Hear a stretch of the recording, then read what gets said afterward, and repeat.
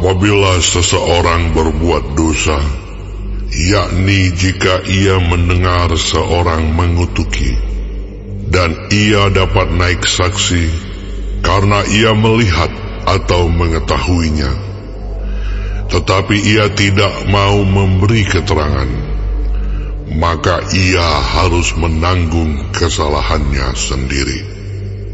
Atau bila seseorang kena kepada sesuatu yang najis, baik bangkai binatang liar yang najis, atau bangkai hewan yang najis, atau bangkai binatang yang mengeriap yang najis, tanpa menyadari hal itu, maka ia menjadi najis dan bersalah. Atau apabila ia kena kepada kenajisan berasal dari manusia, dengan kenajisan apapun juga ia menjadi najis, tanpa menyadari hal itu, tetapi kemudian ia mengetahuinya, maka ia bersalah. Atau apabila seseorang bersumpah teledor dengan bibirnya, hendak berbuat yang buruk atau yang baik, sumpah apapun juga yang diucapkan orang dengan teledor tanpa menyadari hal itu, tetapi kemudian ia mengetahuinya, maka ia bersalah dalam salah satu perkara itu. Jadi apabila ia bersalah dalam salah satu perkara itu, haruslah ia mengakui dosa yang telah diperbuatnya itu, dan haruslah ia mempersembahkan kepada Tuhan sebagai tebusan salah karena dosa itu seekor betina dari domba atau kambing menjadi korban penghapus dosa. Dengan demikian, imam mengadakan pendamaian bagi orang itu karena dosanya. Tetapi jikalau ia tidak mampu untuk menyediakan kambing atau domba, maka sebagai tebusan salah karena dosa yang telah diperbuatnya itu, haruslah ia mempersembahkan kepada Tuhan 2 ekor burung tekukur atau 2 ekor anak burung merpati, yang seekor menjadi korban penghapus dosa dan yang seekor lagi menjadi korban bakaran.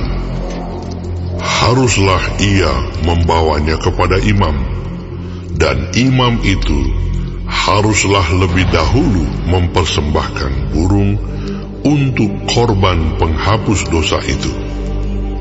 Dan haruslah ia memulas kepalanya pada pangkal tengkuknya, tetapi tidak sampai terpisah.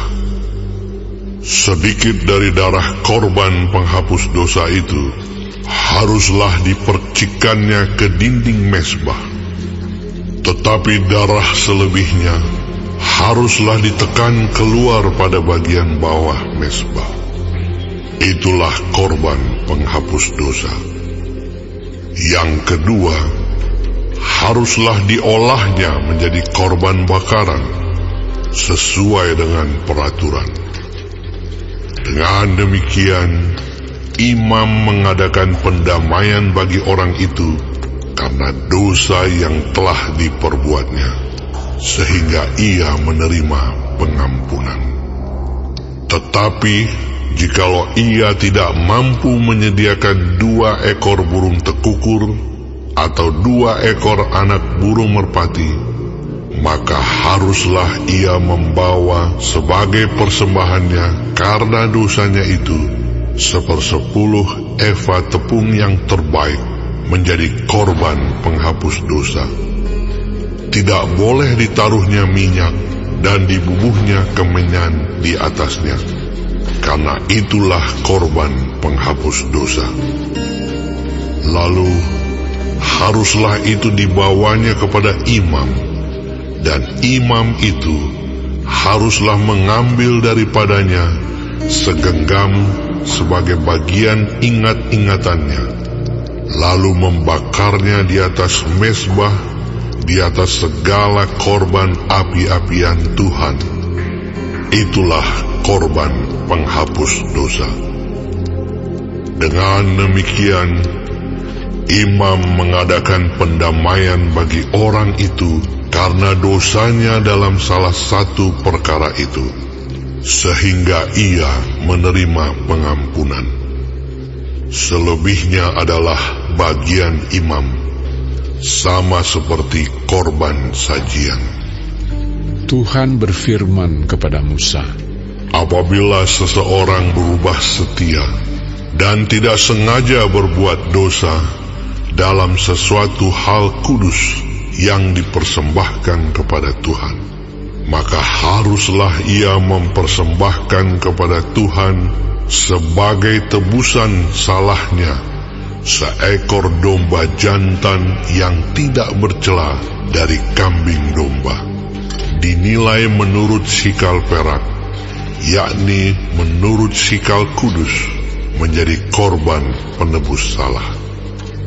Hal kudus yang menyebabkan orang itu berdosa haruslah dibayar gantinya dengan menambah 1/5, lalu menyerahkannya kepada imam. Imam harus mengadakan pendamaian bagi orang itu dengan domba jantan, korban penebus salah itu, sehingga ia menerima pengampunan. Jikalau seseorang berbuat dosa dengan melakukan salah satu hal yang dilarang Tuhan tanpa mengetahuinya, maka ia bersalah dan harus menanggung kesalahannya sendiri. Haruslah ia membawa kepada imam seekor domba jantan yang tidak bercela dari kambing domba, yang sudah dinilai sebagai korban penebus salah. Imam itu haruslah mengadakan pendamaian bagi orang itu karena perbuatan yang tidak disengajanya dan yang tidak diketahuinya itu, sehingga ia menerima pengampunan. Itulah korban penebus salah. Orang itu sungguh bersalah terhadap Tuhan.